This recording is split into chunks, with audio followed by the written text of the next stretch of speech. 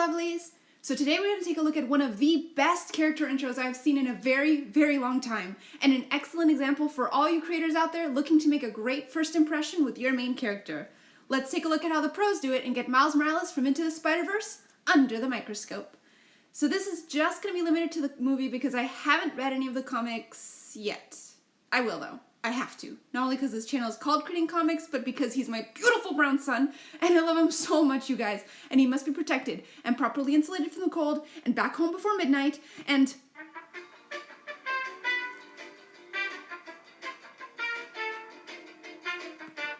Where was I? Oh yeah. So, I'm actually only going to be analyzing the first 34 seconds of Miles' intro because that's literally all you need, given how well Phil Lord and Rodney Rothman handled the screenplay. I'll play the clip and then go into how in under a minute the film sets up Miles' likability, vulnerability, his character flaw, and even establishes his priorities.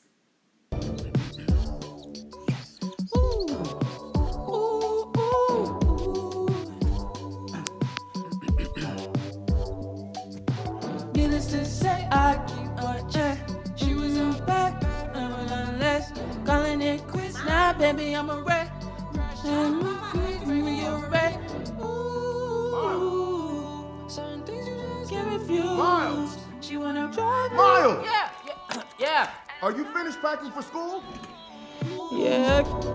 This scene has a private moment similar to singing in the shower, and while it's cute and makes us laugh, it also makes Miles instantly likable, because our first glimpse of him sets him up doing something a lot of us do when no one's looking, making him relatable from the get-go. The fact that Miles makes us laugh right away also adds to his likability because laughter is one of the quickest ways you can endear a complete stranger to an audience. Think about the superpower comedians have of winning over a crowd. People who make us laugh lower our defenses and make us happy since laughter releases the brain drugs known as endorphins. And on top of that, when we find someone funny, we're more likely to empathize with them in their struggles and want to spend more time in their presence because being in their company is so refreshing and fun. The second reason this intro is so good is because seeing Miles in a private moment doubles as seeing his vulnerable side. We, creepy voyeurs that we are, get a glimpse at Miles while his guard is down.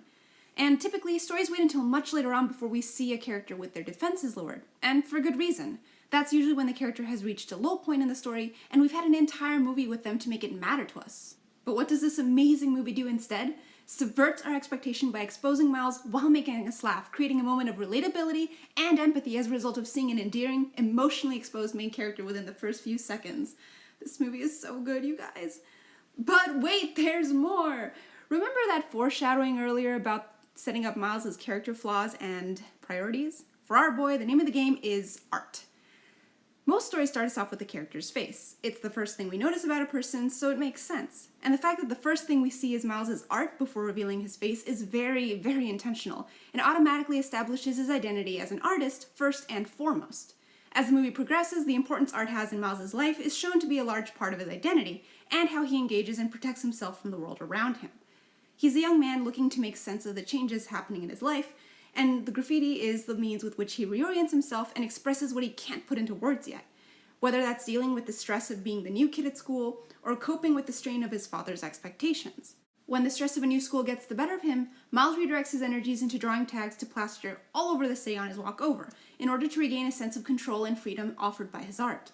When he feels overwhelmed at the prospect of writing an essay about himself and expectations, he seeks comfort by visiting his uncle and drawing in a sketchbook, only to later make an amazing mural inside an abandoned subway which ironically reads, "No expectations."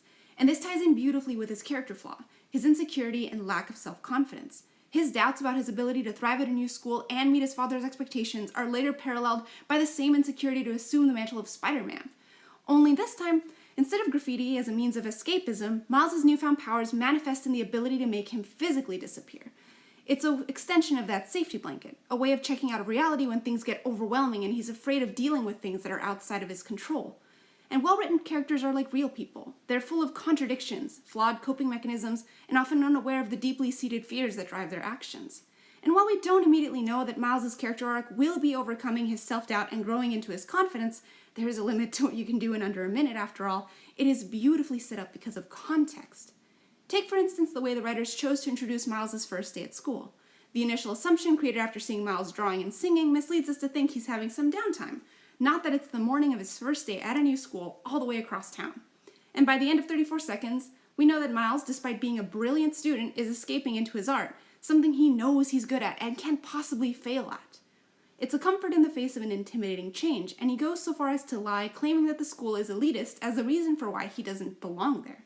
And while we can't rule out that Miles might in fact think Vision's Academy is elitist, it's through context clues that we know he says this to hide the fact that he doesn't feel comfortable going to a school where he runs the risk of not being good enough and would rather quit when he's ahead. This character flaw of insecurity is on full display in his first day of school montage when the framing and audible emphasis on the words expectations, pressure, and stress are the only sounds that stand out in the chaotic, garbled overlay of sound. This, coupled with his attempt at self-sabotage when he attempts to flunk out of class, paints a clear picture of Miles' internal struggle with his insecurity and the need to protect himself from possible failure throughout the story. All that to say, actions speak louder than words when it comes to storytelling, and it's often what your characters don't say rather than what they do that reveals character. Spider-Verse knows its character's psychology intimately and makes the effort of planting all the information we need through context and character setup, which creates rich, human characters that feel remarkably real. And there you have it. This, ladies and gentlemen, is storytelling at its finest. Which is an excellent segue to the personal challenge I have for you, dear viewer. If you're writing or have already written an introduction for one of your characters, I challenge you to go back and see if you can make your character introduction stronger by asking yourself, what element about my protagonist or their world can I plant that will give my story more richness and depth? What truth resonates with my character and their journey throughout the story that can be staring my readers right in the face and make the conclusion that much more satisfying at the end? If you do decide to take on this personal challenge, first of all, bravo, I applaud you for that. And second, I would love to read your breakthrough and the comment section below. Creating stories can be lonely, and it doesn't have to be, and I'm rooting for you. Oh, and if y'all thought this was all I have to say about this movie, think again! Peter B. Parker is the next in the second of what will be a series of analysis videos on character studies for this channel.